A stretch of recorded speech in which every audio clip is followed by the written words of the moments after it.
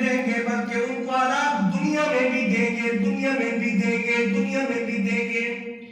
میں نے بہت سے ایسے فلمی اداکار دیکھے ہیں جن کی زندگیاں بے حیائی میں گزری اور انہوں نے توبہ نہیں کی، آخر ان کو ایسی مغز لگ گئے، اعاذ اللہ منا، اللہ انہیں بھی معاف فرما دے، اللہ ہمیں بھی محفوظ فرما۔ آمین۔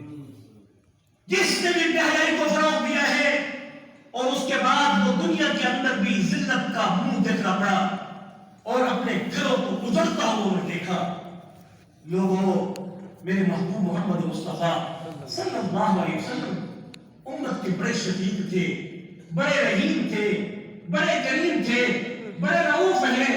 وہ کہتے ہیں کہ اگر گناہ ہو جائے تو توبہ کر لو، مگر گناہ پہ گھٹائی نہ کرو۔ آج ہم گناہ بھی کرتے ہیں تو کہتے ہیں یہ کیا ہے، بولیوں کی بات۔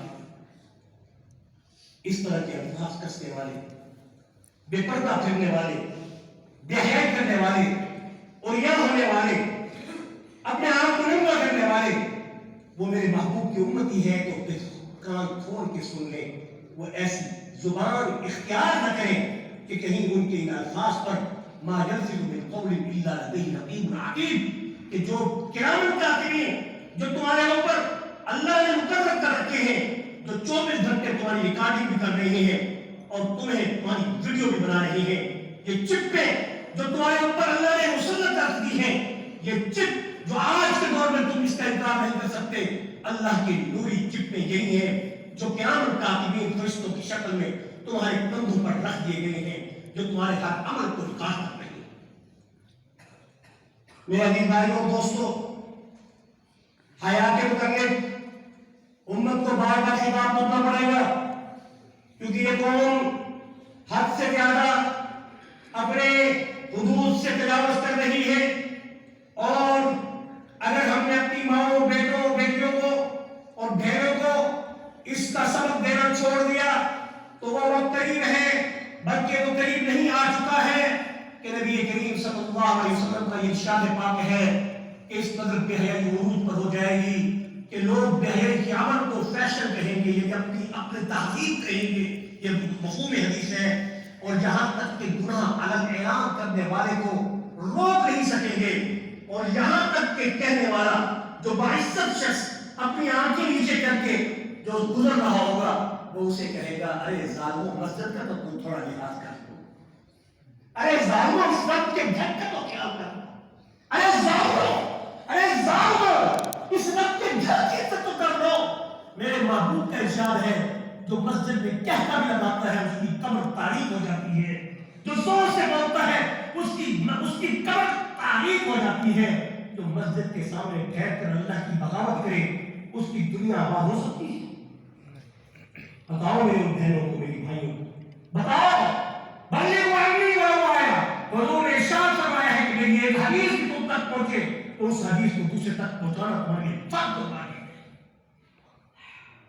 یہ تبلیغ فرض و واجب ہے، تبلیغ اور دعوت فرض و واجب ہے، نبوت کا یہ کام فرض و واجب ہے، نبوت کا یہ پیشہ فرض و واجب ہے۔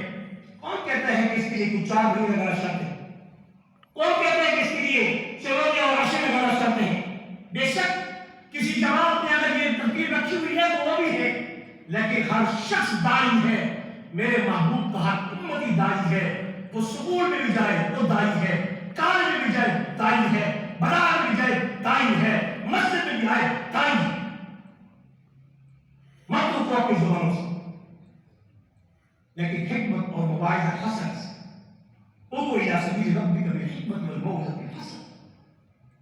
نبی کریم صلی اللہ علیہ وسلم کے صحابہ میں سے کچھ صحابہ مسجد نبوی میں بیٹھے تھے اور وہ آپس میں ایک صحابی نے سوال کیا، بہت ہی مشہور صحابی تھے، نام یاد نہیں رہا،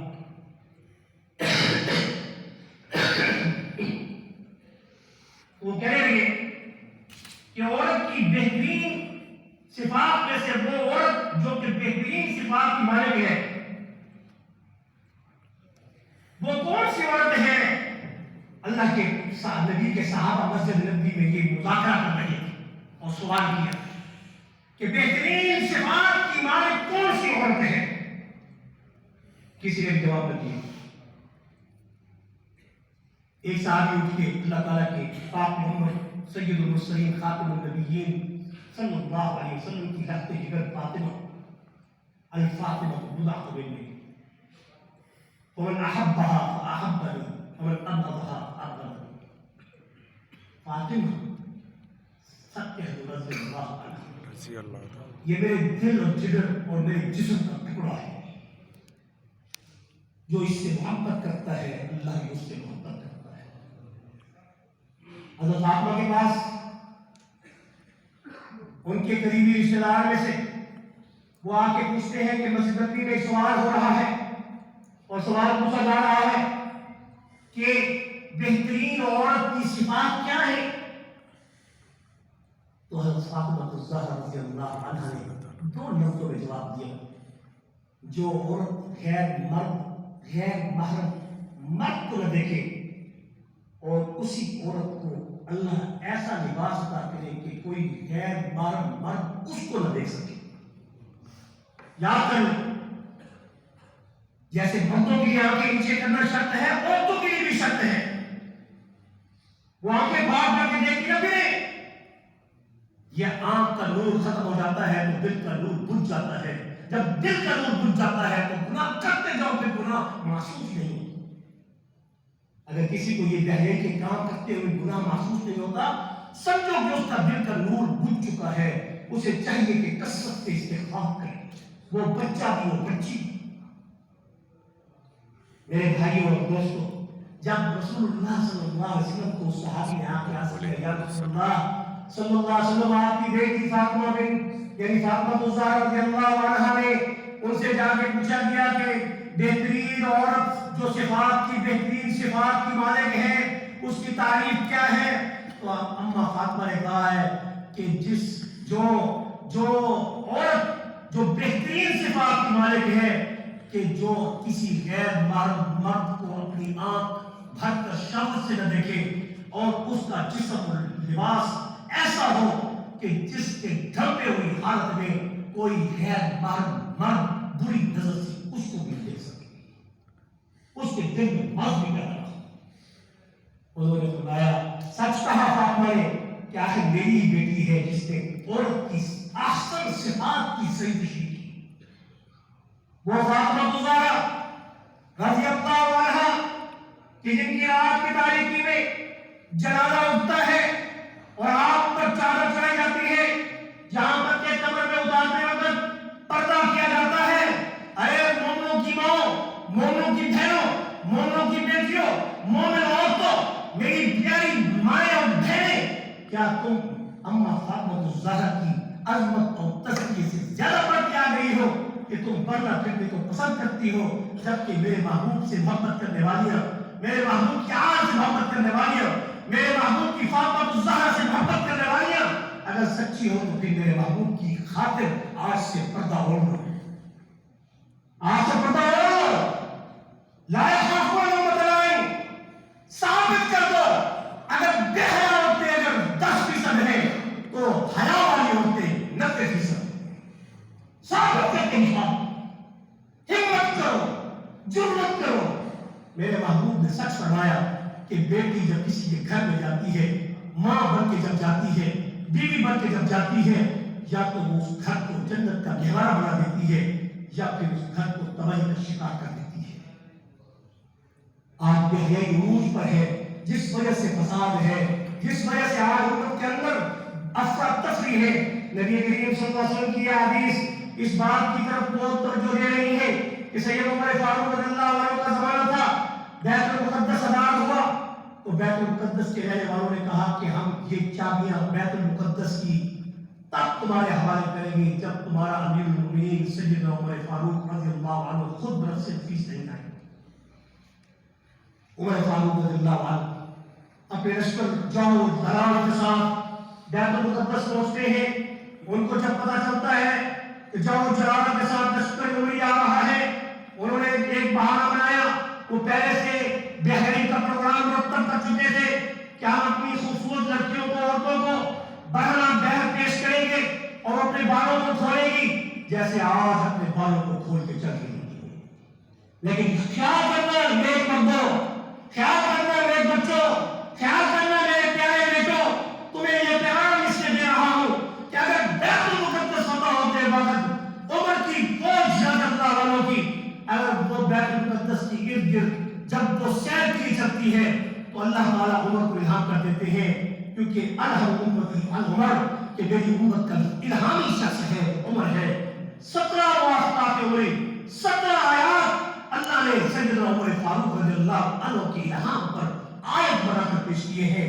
خیال کرنا عمر کی بات کا انکار نہ کریں۔ عمر نے کہا چلو صحیح، جاؤ صحیح، سوئیوں فیاد زمین میں چلو، یہ اللہ کی نعمتوں کو دیکھو اور اپنے آپ کو خوش کرو، مگر خیال کرنا کسی غیر مرد پہ آنکھ نہیں اٹھانا۔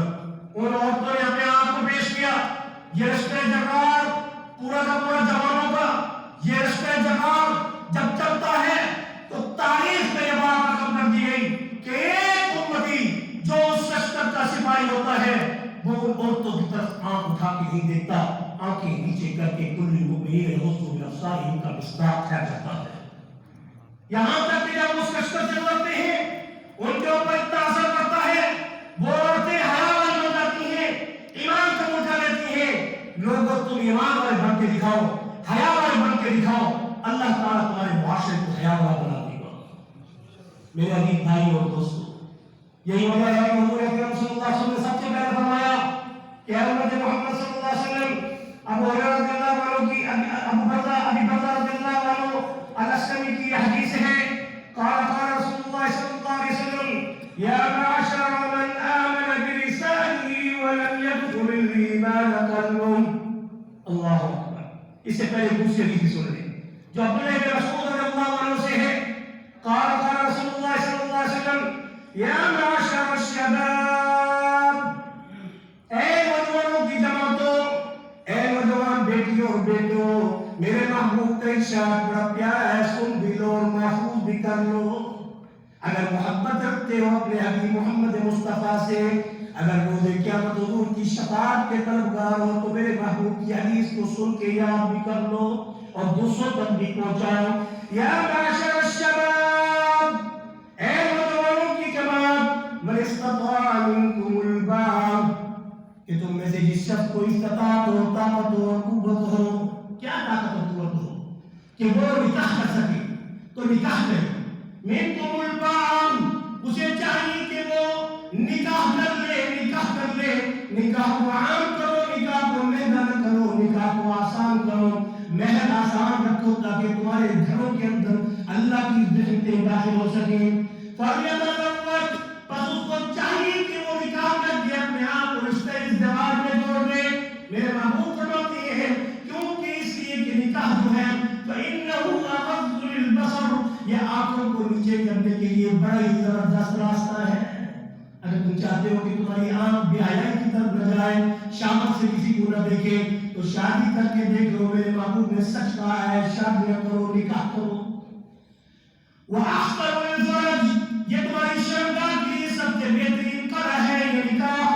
وَمَن لَّمْ يَسْتَطِعْ فَعَلَيْهِ بِالصَّوْمِ فَإِنَّهُ لَهُ وِجَاءٌ، بے شک جو لوگ استطاعت نہیں رکھتے اپنی شادیوں کی اور اپنے ازدواج کی اور نکاح کی، انہیں چاہیے کہ وہ اپنے اوپر روزوں کو عام کر لیں، سوموار کا روزہ رکھ لیں، جمعرات کا روزہ رکھ لیں، ایام 20 کے روزے رکھ لیں، 13، 14، 15 کے روزے جو مقدس صدر کے تو یعنی کے دن ہوتے ہیں۔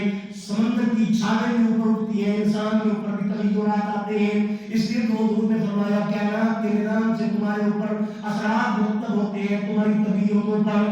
13، 14، 15، کیونکہ عربی مہینے کی جو 3 روزے رکھتا ہے اس پر تمام قسم کے مدوجر اور ہر قسم کے اثرات اور ہر قسم کے اشرار سے اس کو محفوظ کر دیا جاتا ہے۔ وہ طاقتور بھی ہو جاتا ہے، قوتور بھی ہو جاتا ہے، ذہین و فقیر بھی ہو جاتا ہے۔ طلب یہ ہے کہ کوئی حافظ کا کمزور ہے، 13، 14، 15 کا روزہ رکھے یا صبح اور جمعرات کا روزہ رکھے، اس کا حافظہ بھی مضبوط ہو جاتا ہے، قوت بھی مضبوط ہو جاتی ہے، طاقت اور قوت بھی آ جاتا ہے۔ حضور اکرم صلی اللہ علیہ وسلم یہ شہادت پاک دے کر امت کو ایک اپنا حق دے دیا، تمہارا فرض ہے اس حق کو آگے لے کے چلو۔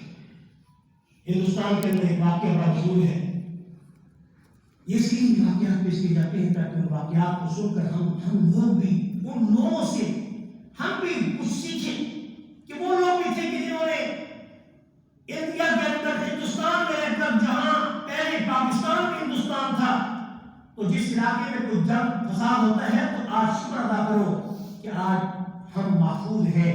ہمارے وہ بھائی ہم سے 3 حصے زیادہ مار رہتے ہیں مگر وہ محفوظ نہیں, ان کی عزتیں محفوظ نہیں, ان کے عبادت گاہیں محفوظ نہیں. اللہ کا شکر ادا کرو کہ ہمیں اللہ نے آزاد مملکت اسلامی عطا کی ہے. اس ملک کی قدر کرو, ورنہ یہ انعام جو گفٹ میں ملا ہے کہیں یہ رب تم سے چھین نہ لے.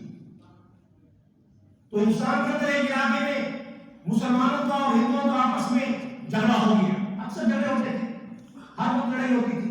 پاکستان میں بھی یہی حال تھا. ادھر بھی آپ دیکھتے ہیں مسلمانوں کو جلا دیتے ہیں.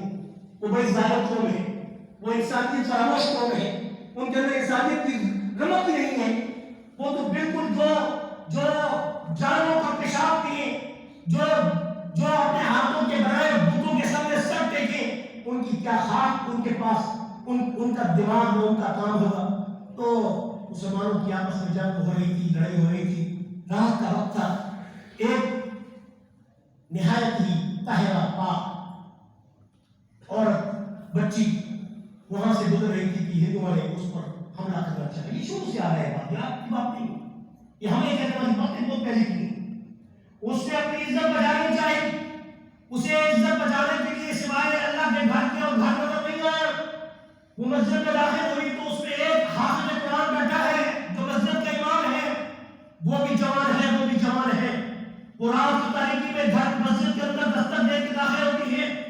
وہ اسے کہتا ہے خدا کا واسطہ جا یہاں سے, کیوں میری تو عزت پر اور میرے اس معاش پر جو میری نوکری لگی ہوئی ہے جان کو تو خطرے میں ڈالنا چاہتی ہے, نکل. وہ کہتی ہے کہ اگر میں یہاں سے نکلتی ہوں تو ان بھیڑوں کا شکار ہوتی ہوں. اگر تو مسلمان ہے تو مسلمان بن کے دکھا, اگر تو مومن ہے تو مومن بن کے دکھا, اگر تو کوئی رسول ہاشمی کا اگر بردار ہے تو پھر بن کے دکھا. دعووں سے نہیں, عمل سے زندگی بنتی ہے. جنت بھی جہنم بھی یہ خاکی اپنی فطرت میں ضرور شرم ہے. میرے عزیز بھائی اور دوستوں, اس کو شرم آئی, غیرت آئی. اس نے کہا بیٹھ جا. ایک کونے میں وہ بیٹھ گئی, ایک کونے میں مسجد کے وہ بیٹھ گیا. اس نے رات کو اس اندھیرے کمرے کے اندر ایک موم بتی جلائی. موم بتی جلا کر اس نے سب سے پہلے اپنی چھوٹی انگلی اس کے اوپر رکھی. جب وہ جلنے کی قریب آئی تو اس کو ہٹا دیا, یہاں تک کہ وقت گزر گیا. دوسری انگلی رکھی, جلنے کی قریب آئی اس کو پھر نیچے کر دیا, یہاں تک کہ 10 انگلیاں ساری رات جلاتا رہا اور اپنی آنکھوں کو نیچے کر کے بیٹھا رہا. صبح کا جب وقت ہونے لگا اذان کا, اسے کہا بلوا ختم ہو چکا ہے, سارے فسادی گھروں کو جا چکے ہیں, تم بھی نکلو اور جاؤ. اس نے کہا میں جاتی تو ضرور ہوں مگر یہ بتاؤ کہ یہ رات اور عمل تم کیا کرتے رہے. مجھے اس کی سمجھ نہیں آ رہی. کہا میں یہ رات کا عمل کر رہا تھا وہ اس لیے کرتا رہا کہ اگر میں تیری طرف آنکھ اٹھا کے شاور سے دیکھوں یا اس تنہائی میں تیری طرف آؤں تو مجھے جہنم سامنے نظر آتی تھی. کہ وہ مسلمان, اگر تو دنیا کی آگ کو برداشت کر سکتا ہے تو پھر جہنم کی آگ کو برداشت کرنے کے لیے گناہ کر. میں اپنی ایک انگلی کو رکھ کے جلاتا ہوں, میں جلا نہیں سکتا, پیچھے ہٹا لیتا ہوں. دوسری انگلی کو جلاتا ہوں, پھر اس کو پیچھے کر لیتا ہوں, یہاں تک کہ ساری رات 10 انگلیوں میں گزار دیتا ہوں. لیکن اللہ نے مجھے جہنم کی آگ سے محفوظ کر لیا. میں شکر ادا کرتا ہوں. اب جا تو اپنے گھر میں نے اپنے ایمان کو محفوظ کر دیا. اس کو تو نہیں گزری کہ اس کا رشتہ, انہوں نے کہا میں بھی رشتہ ایسے مرد سے نہیں کروں گی, میں بھی کروں گی تو ایسے مرد سے کروں گی جو نیک اور متقی اور پرہیزگار ہوگا. کہا ماں باپ کی اکلوتی بیٹی تھی. انہوں نے کہا ٹھیک ہے, جہاں تو چاہتی ہے بتا دے کہ کون سا تجھے ایسا اچھا رشتہ نظر آ رہا ہے جو علاقے میں ہے, جو محلے میں, جب تو اس قریب بستی میں جو آپ کو محسوس ہو رہا ہے. کہا کہ فلاں مسجد کا جو امام ہے, کہا وہ تو بڑا ہی غریب و مسکین ہے. کہا وہ غریب مسکین صحیح مگر اس کے حیا کی جو عزت اور اس کی جو پاکدامنی کی جو ثبوت میرے سامنے ہو چکا ہے, میں اسی سے نکاح کروں گی ورنہ نکاح بھی نہیں کروں گی. وہ اکلوتی بیٹی اپنی جلال سمیت اس کے ساتھ اللہ اس کا نکاح کرتا ہے. وَمَن يَتَّقِ اللَّهَ يَجْعَل لَّهُ مَخْرَجًا وَيَرْزُقْهُ مِنْ حَيْثُ لَا يَحْتَسِبُ وَمَن يَتَوَكَّلْ عَلَى اللَّهِ فَهُوَ حَسْبُهُ إِنَّ اللَّهَ بَالِغُ أَمْرِهِ